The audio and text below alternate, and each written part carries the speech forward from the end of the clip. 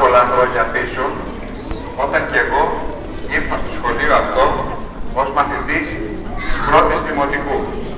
Πρέπει να σας πω ότι δεν ξέχασα ποτέ όχι μόνο το σχολείο και τους δασκάλους μου, αλλά και τις αρχές που πάνω απ' όλα πήρα μέσα από το σχολείο. Είστε πάρα πολύ τυχεροί όλοι εσείς, παιδιά, που είστε σε αυτό το συγκεκριμένο σχολείο. Το ανέφερε προηγουμένως ο Πανασιοδοκιότατος ως πρότυπο. Θεωρώ ότι είναι ένα κόσμημα της ευρύτερης περιοχής. Και στους γονείς να πω ότι παρά τις δυσκολίες που περνάμε, έχουμε μια ελπίδα.